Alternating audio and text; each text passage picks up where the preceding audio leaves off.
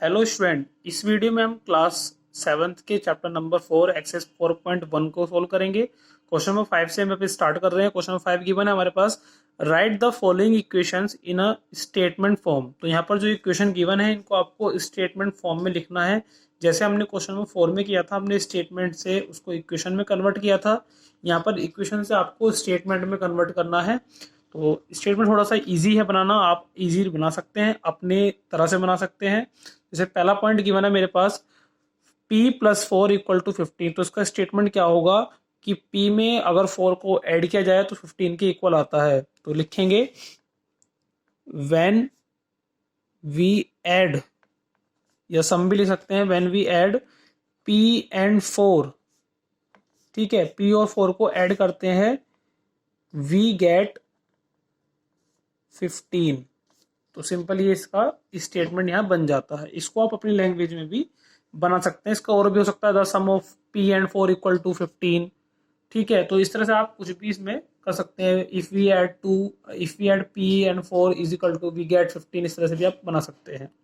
Second point है m-7 = 3। तो m में से आप 7 माइनस करेंगे तो 3 आंसर आएगा। तो कैसे करेंगे, 7 सब्ट्रैक्ट फ्रॉम m गेट 3। तो 7 सब्ट्रैक्टेड फ्रॉम m, यदि m में 7 सब्ट्रैक्ट किया जाए तो हमें क्या मिलेगा, गेट 3। तो ये इसका सिंपल स्टेटमेंट बन गया यहाँ पर। नाउ थर्ड है 2m = 7। 2m, 2 की m से मल्टीप्लाई हो रही है, तो मैंने मल्टीप्लाई के लिए आपको बताया था टाइम्स भी यूज आप कर सकते हैं।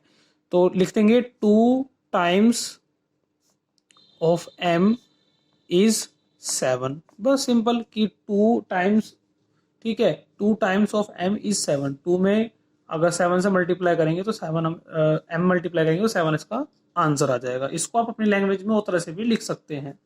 ठीक है, नाउ फोर्थ पार्ट है m/5 = 3। m को डिवाइड किया गया है 5 से, तो आपको आंसर क्या मिला है, 3 मिला है। तो कैसे लिखेंगे, डिवाइड, यदि m divided by 5, m divide by 5, we get, क्या मिलेगा हमें, वी गेट 3। यदि हम m को 5 से डिवाइड करेंगे तो आंसर क्या आना चाहिए, 3 आना चाहिए। तो हमने इस इक्वेशन को स्टेटमेंट में लिख दिया है। नाउ इस तरह से यहाँ पर दिया हुआ है3m/5 = 6। तो यहाँ पर कैसे करना है, यदि 3m को अगर आप 5 से डिवाइड करेंगे, ठीक है, =6 आना चाहिए। या आप ऐसे भी लिख सकते हैं कि 3/5 को अलग लिखकर मल्टीप्लाई m = 6, यानी कि 3/5 पार्ट, ठीक है, 3rd/5 पार्ट लिखेंगे। 3rd/5, इसका 3/5 मतलब होता है इसका 3rd/5 part of a number m is 6। तो 3rd/5 part of a number मतलब है मल्टीप्लाई से ही है। तो m में अगर आप 3/5 पार्ट मल्टीप्लाई करते हैं तो हमें आंसर क्या मिलता है, 6 इसका आंसर आ जाता है। नाउ 6 पार्ट पे आते हैं, 3p+4 = 25। तो पहले आपको 3p की मल्टीप्लाई मतलब 3 × 5 p दिखाना है, फिर उसमें 4 को ऐड करके दिखाना है और आंसर लास्ट में 25 आना है। तो क्या लिखेंगे, 3 टाइम्स p, ठीक है, 3 × p हो गया, एंड एड 4,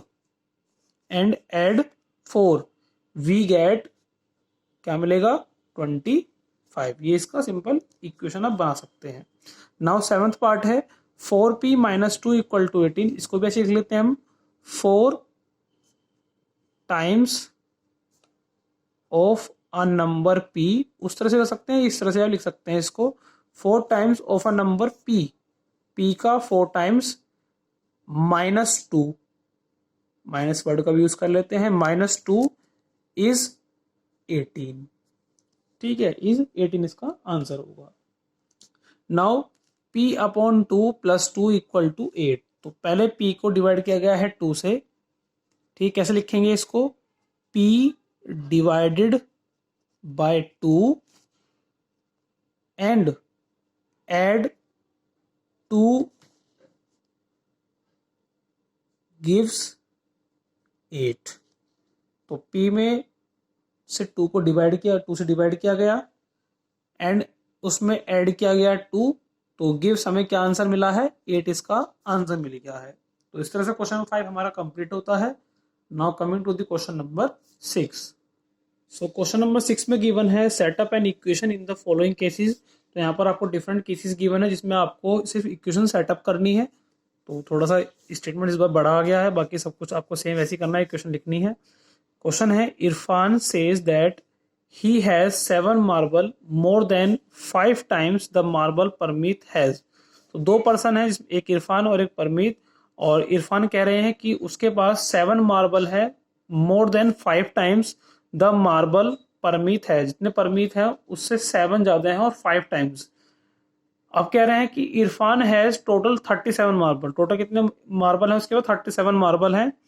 अब आगे क्वेश्चन में हिंट भी गिवन है ब्रैकेट में, take M to be the number of Parmit marble. तो आपको यहाँ पर ले लेते हैं कि जो एम वेरिएबल लेना है यहाँ पर, नंबर ऑफ परमित मार्बल, जितने परमित में मार्बल है उसको हम एम मान लेते हैं। तो वही हम स्टार्ट करते हैं। सॉल्यूशन में लिखना कि लेट नंबर ऑफ मार्बल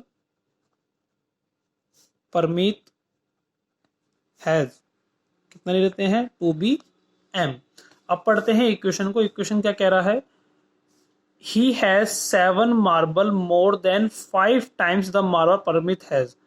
परमित पे जितने भी मार्बल हैं उनका 5 टाइम्स अगर हम कर दें और उसमें 7 ज्यादा मतलब ऐड कर दें तो उसके पास टोटल 37 आते हैं जो इरफान के पास है।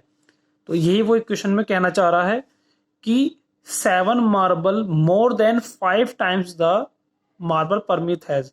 5 टाइम्स किसका है, परमित पे जितने मार्बल है उनका 5 टाइम्स, और 5 मार्बल मोर मतलब 7 उसमें ऐड करना है, और टोटल जो उसका आंसर आना है उस इक्वेशन का, इरफानी के केस में 37 उसका आंसर आना है। तो इक्वेशन क्या बनेगी इसकी, इक्वेशन बनेगी 7, ठीक है, 5 टाइम्स, ठीक है। इक्वेशन क्या बनेगी, द इक्वेशन इज, क्या इक्वेशन होगी, 5 टाइम्स द पर मार्बल परमित हैज। तो 5 टाइम्स मतलब 5 इंटू एम जो इसका है, और प्लस उसमें 7 ऐड करेंगे तो टोटल कितने आते हैं उसके बाद इरफान के पास, इनको ऐड करके आता है 37 उसका आंसर। तो इसका आंसर आ जाता है 5m plus 7 equal to 37 equation आ जाती है इसकी। तो ये इसकी कंडीशन यहाँ पर कंप्लीट होती है।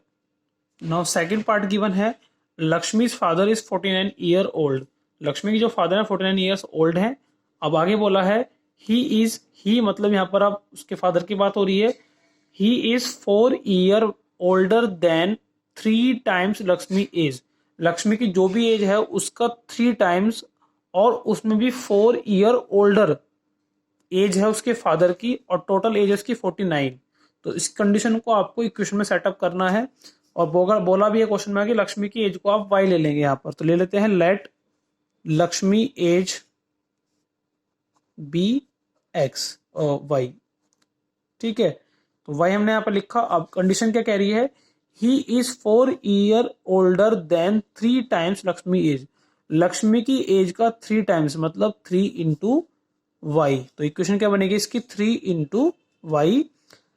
ओल्डर देन मतलब बड़े हैं 3 टाइम्स प्लस 4, और टोटल एज कितनी है उनकी, इक्वल टू 49। तो इक्वेशन बनेगी यहाँ पर और करके लिख देंगे इसको, 3y प्लस 4 इक्वल टू 49। ये इसकी इक्वेशन बन जाएगी। नाउ थर्ड पार्ट में गिवन है, the teacher tell the student that the highest marks obtained by a student in her class is twice the lowest marks plus 7। को teacher क्या कह रहा है कि उसकी क्लास में जो हाईएस्ट मार्क्स ऑब्टेन्ड हुए हैं वो कितने हैं, उसकी ही क्लास का लोवेस्ट मार्क्स में twice the lowest marks plus 7। उस लोवेस्ट मार्क्स का ट्वाइस करेंगे प्लस उसमें 7 ऐड करेंगे तो वो नंबर जो आएगा वो हाईएस्ट मार्क्स होगा। और जो हाईएस्ट स्कोर है वो कितना है, 87 है, ठीक है। टोटल भी गिवन है, और क्वेश्चन में आगे बोला है कि जो लोवेस्ट मार्क्स है उसको आप एल मानकर क्वेश्चन की इक्वेशन बना दीजिए। तो लोवेस्ट मार्क्स को मैंने यहाँ पर एल मान लिया है। नाउ इक्वेशन सेटअप करते हैं। इक्वेशन कह रहा है कि टीचर कह रहा है कि जो हाईएस्ट मार्क्स हैं, और हाईएस्ट मार्क्स टोटल कितने रखे हैं, 87, वो किस तरह से हैं कि जो लोवेस्ट मार्क्स हैं अगर उनका आप ट्वाइस कर दें, ट्वाइस द लोवेस्ट मार्क्स, तो ट्वाइस मतलब इस एल का मैं ट्वाइस करने जा रहा हूँ, 2 × L, ठीक है, इसका डबल हो गया, ट्वाइस हो गया, और प्लस उसमें 7 ऐड कर देंगे तो वो टोटल हाईएस्ट स्कोर बनकर आ जाएगा, और हाईएस्ट स्कोर है उसका 87। तो इसका जो आंसर आएगा 2L + 7 = 87, इसकी इक्वेशन बनकर आ जाएगी यहाँ पर।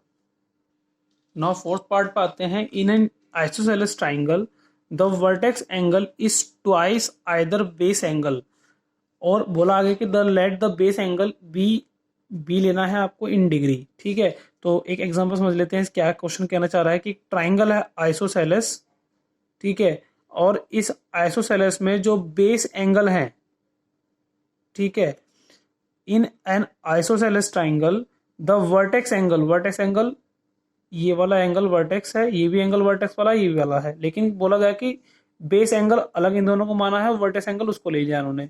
तो कह रहे हैं जो वर्टेक्स एंगल है इस ट्वाइस द बेस एंगल, इस बेस एंगल जो गिवन है दोनों बेस पर है, नीचे बेस पर है दोनों एंगल, इसका ट्वाइस है। मतलब अगर ये बी है, बोला है बेस एंगल को बी मान लीजिए, तो इसका ट्वाइस मतलब यहाँ पर ये हो गया 2B, ठीक है।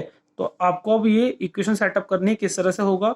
तो आप सभी जानते हैं कि एक ट्राइंगल में उसके तीनों एंगल सम 180 के इक्वल होता है, ठीक है। तो मैं इन तीनों का सम ऐड करके 180 के इक्वल लिख सकता हूँ एंगल सम प्रॉपर्टी से। तो सॉल्यूशन क्या बनेगा इसका, उन्होंने कहा है कि बेस एंगल को आप बी मान लीजिए, तो let the base angle b मान लिया, ठीक है। अब अगर ये बेस एंगल बी है तो जो वर्टेक्स एंगल होगा वो कितना हो जाएगा, इसका ट्वाइस हो जाएगा, यानी कि 2 × B हो जाएगा।